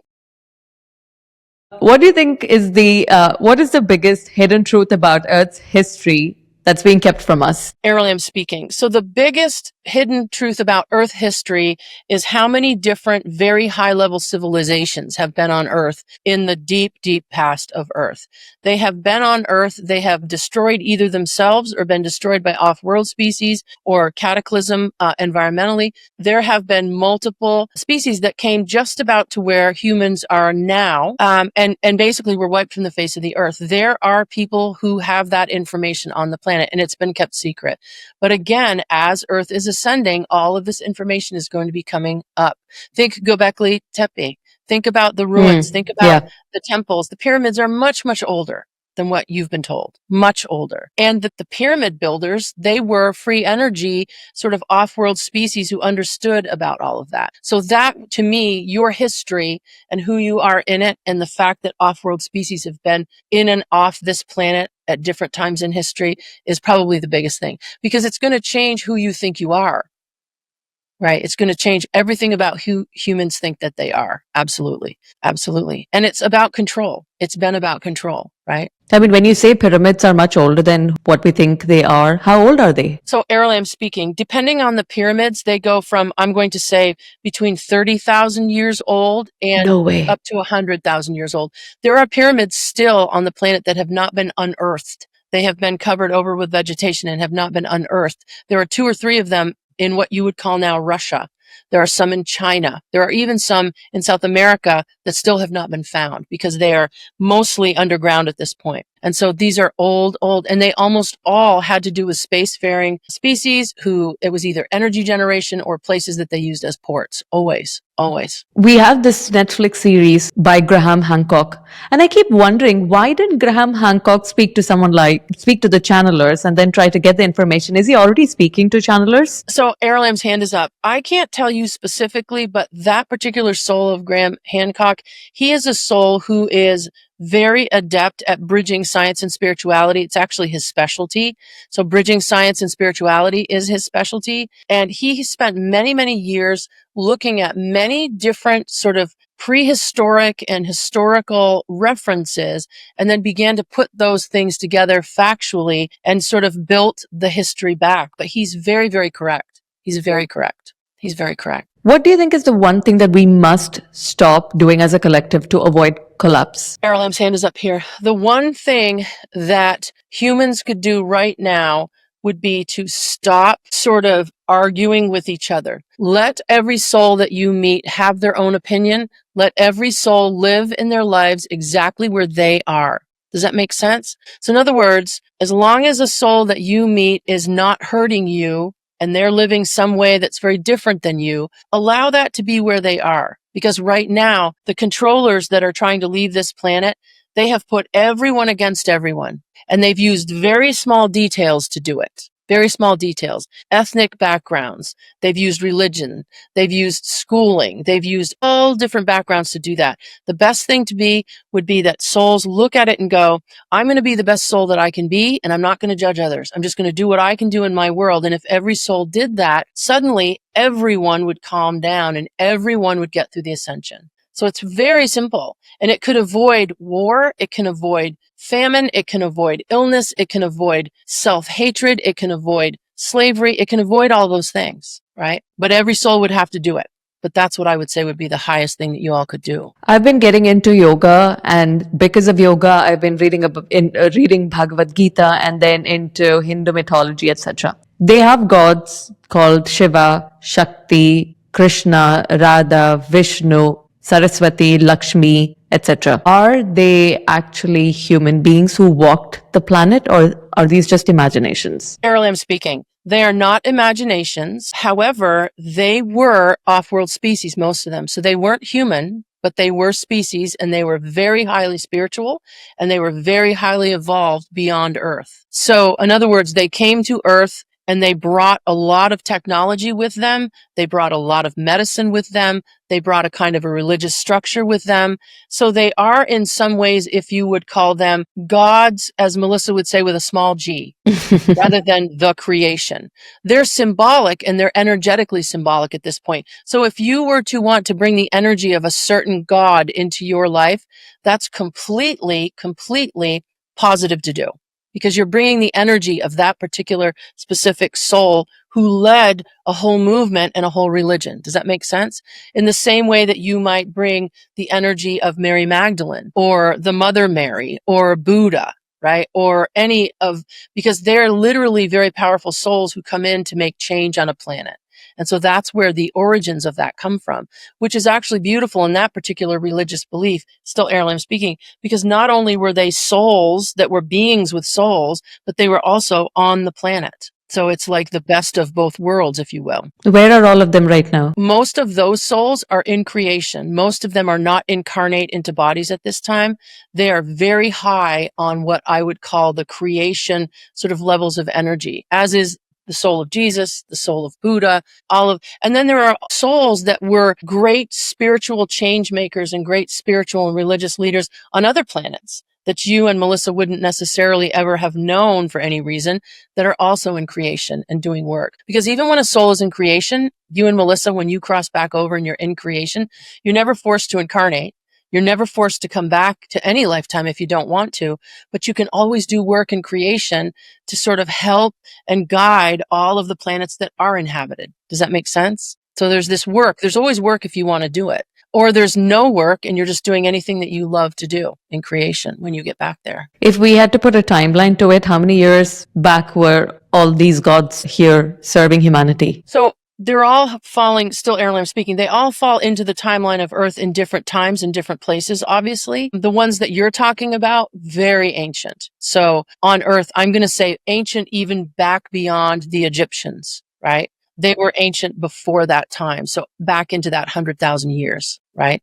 That's very old, but powerful, absolutely powerful beings. How do people remember them now? So Aralamb speaking, the reason that they still remember them is because through the writings, they got very cemented into that particular sort of section of humanity, right? It's like anything. It's why do people remember the Sumerians? Why do people remember the writings about the Anunnaki? Right? We remember them and they're in our zeitgeist because they were written about. Often mythology isn't mythology at all. It's truth, right? There were actual humanoids or actual off-world beings going through those stories, doing those things, and they were written down. And that's how people know, because you followed it. You can follow it back through history.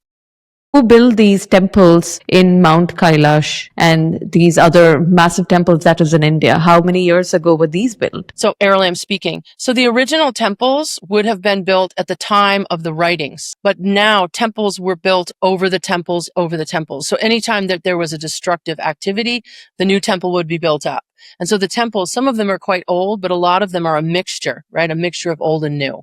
So it's difficult to say because it's as if they were a project that continued to go on. Wow. My last question, final question for today. If you could give humanity one message before the mass global awakening, what would it be? Aralamb speaking. So the one message that I would give humanity while the ascension is happening is to truly look at your own life first. Try to heal everything in your life first. And often humanoids, human beings, Melissa's one of them, she'll look around at the problems of others and get involved with trying to fix or heal others, when really, if she would heal everything in herself first, then she could look outward. If every soul could do that, calm down, look at what you need to heal in yourself before you try to do anything to heal anyone or judge anyone else. Do everything that you can do to clear and clean everything that you need to heal from. And at that point, you become such a bright star on the map of humanity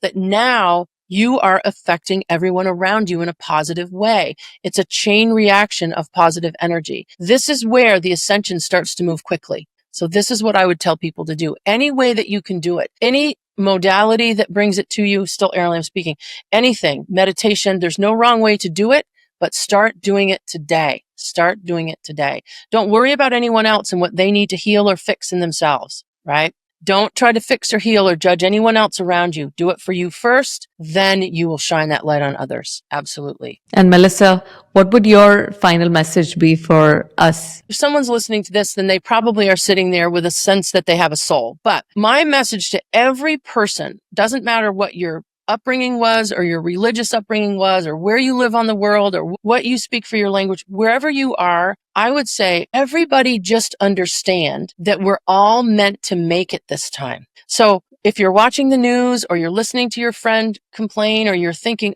we're all going to die, we're all going to die, this is all going downhill. This is the first time in history on the planet, from what I understand, we're all meant to make it. Most of us are meant to make it through this transition. So if you had proof that you have a soul and that you're going to make it through the transition, how would you live your life differently? If you know that you're going to live through this transition to this time that's positive change, like, start living your life through that. Start living your life through the lens of, you know what? I'm going to make it through this life and I'm going to see all this amazing change. And oh, I have a soul. How does that change your everyday? It makes it a lot better. So for me, it's all about people understanding who they are, because when people don't know who they are, they can't make good decisions. They just can't, right? They can't, because you're always deciding through fear. So the minute you start to look at who you really are, the fear can go away. It doesn't mean you'll never be afraid of something or worried, but the point is you start to look at it differently. And so that's what I would say. Try to get in touch with that. And that knowledge that 95% of us are going to make the shift. If you're on the planet now, it's very likely you're going to make the shift. So stop worrying about that part of it and start worrying about, what kind of person do I want to be when that shift is finished? How do I want to feel about myself, about others, about my life, about the world? Where do you want to be at that point, right? You want to be healed and smiling and happy about it, right? You want to be healed. So that's what I would say. That's what I would say. That's a beautiful message. Melissa, can you tell us about the work that you do, and who are the kind of people who could approach you and Aralamb? So this is really interesting. So if you go to my website, melissagatesperry.com, my website is very simple. It's so simple. I don't have lots of bells and whistles. It's a picture of me. And it says, if you'd like to have a session with Aralamb and I, this is how you sign up for that. So that's really simple. I work with people every day of the week. I have a 90-minute session and Aralamb will show up. Sometimes people's contracted lifetime guides show up, which is really awesome. And Aralamb does a great job of talking to people about their spiritual specialty, about their gifts, and then often about the things that are keeping them from clearing out that soul, getting healed, get moving, all that stuff. So that's kind of the work that I do. Of course, right now we're working on the second book, Being Humans, the Gifts, as the next book in the series. So people can connect with me that way. And what's really funny is this. You say, what kind of people connect with you? Yeah. I got to tell you, it is wild, because you name some career, you name a career, I don't care what it is, and that person has had a session with me. And often people come back every few months, they come back, because what happens is when Aralamb starts telling you things kind of about your blocks and kind of your direction and different things that you have the opportunities to do, all of a sudden it changes people's direction of thought a little bit.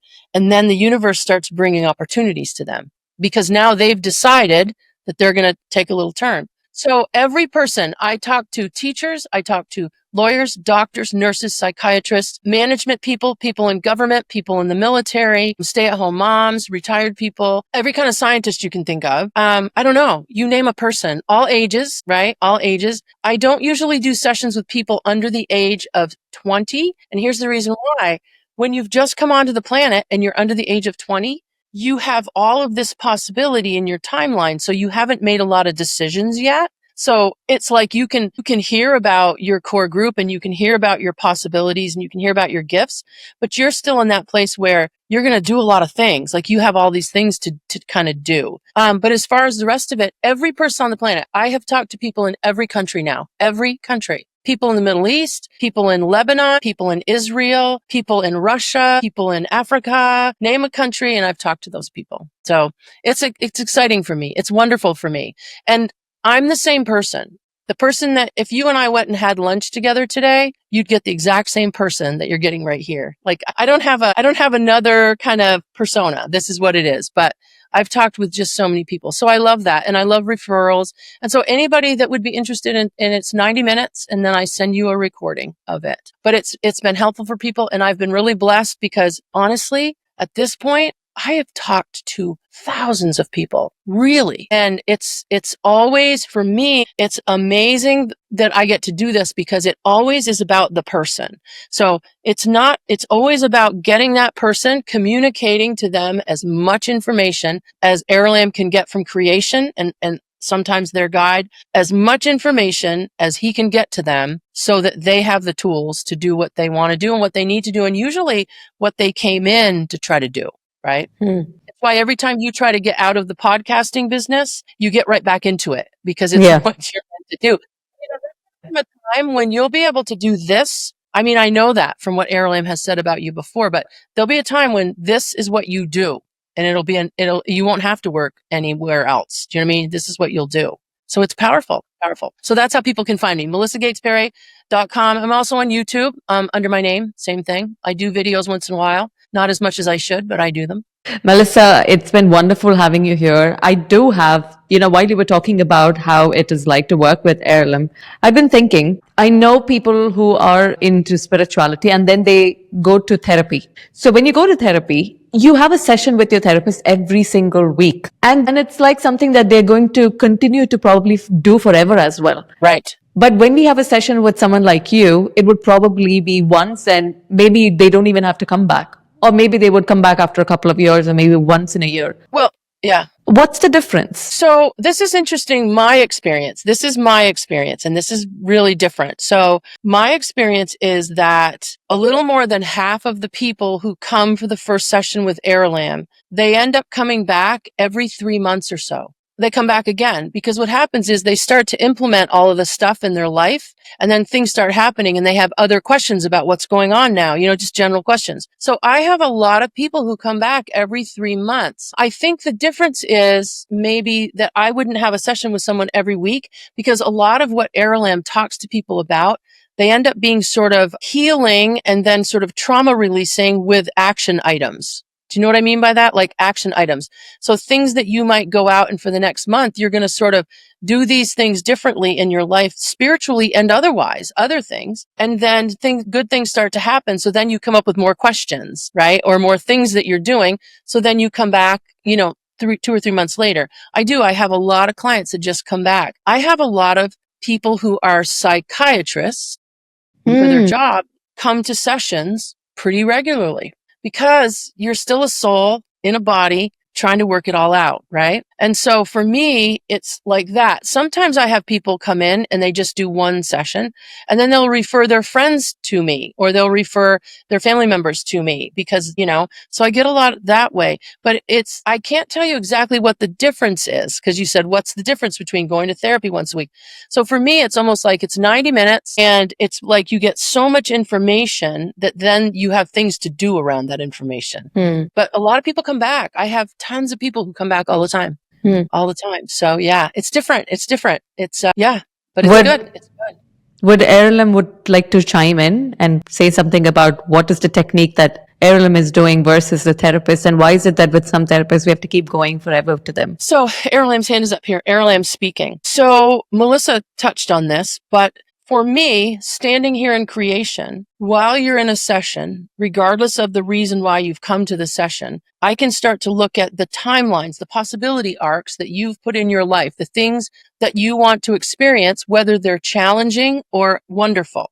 Because every soul will put challenging things into their lifetime arc. No soul comes in and has this completely lovely life with no painful challenges. Souls come in to have difficult situations, difficult relationships, and then beautiful experiences, right? So in a session, I'm able to sort of look at everything that soul would want to be working toward. Also, I can look back in the timeline and say to that soul, these things happened in your childhood with those core group members. Here's what the contracts were. Here's why you contracted to do this. Here's why you need to let go of it now. And here's how you can do that. And it'll be different for different people. I think the difference between and then moving forward, you can understand and I can start to see where the specialty and the gifts for that person are feeding positively into the life and where they're ignoring them, right? So when you have that kind of information at the end of a session that's a little bit different than strictly therapy, is that I don't tend to beleaguer the trauma over and over and over through week after week after week. I'm literally going in and saying, this is what you committed to with that trauma. This is why. And this is why it's now time for you to really release that. Sometimes I'll talk with a soul and say, talk therapy would be a great way for you to do this. Sometimes I will say to them other different sort of healing modalities that might help them with that. But the bottom line of it all is that there's always this piece where we're bringing the spiritual gifts and the spiritual lessons for them into it so that then they leave the session with all of the tools to make the changes, to have the healing or have the forward progression in the way that they want to. And as Melissa said, often they start to make different choices through the session information. And then suddenly the universe says, look, there's Tania. She's making different decisions. So she wants a different outcome. Let's bring more opportunity her way, because that's truly how it works. Still Aralamb speaking. And so when that starts happening 3 months in, all of a sudden, different opportunities come up, and you may want to speak again about, is this me falling into old traumas? Is this me being afraid? I want to take this opportunity, but I feel blocked. Why am I blocked by this?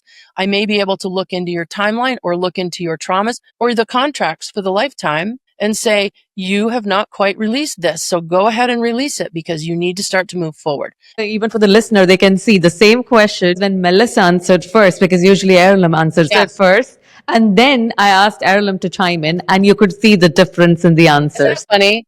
Because he's way smarter than me. I'm not a rocket scientist. He's way smarter than me. I'm not a therapist. I am not a counselor. I don't have a license for that. I don't pretend to be. But Aralamb is very good at going in and very calmly and respectfully kind of helping people to see to see it objectively in their life, so that then you're not in the place of being the victim of it, but you're looking at it all objectively. To the listeners, if you are watching Melissa channeling for the first time and you don't know the story, you could go and check out episode number 38, because we dive deeper into Melissa's wonderful story of how she started channeling Aralamb and how this came into it. And it's a very inspirational story about how you can tap into all of your spiritual gifts that's out there. So make sure to go check it out. And Melissa, thank you so very much for coming onto the podcast again and speaking to us. If you loved anything that we spoke about was of value to you, make sure to let us know in the comments.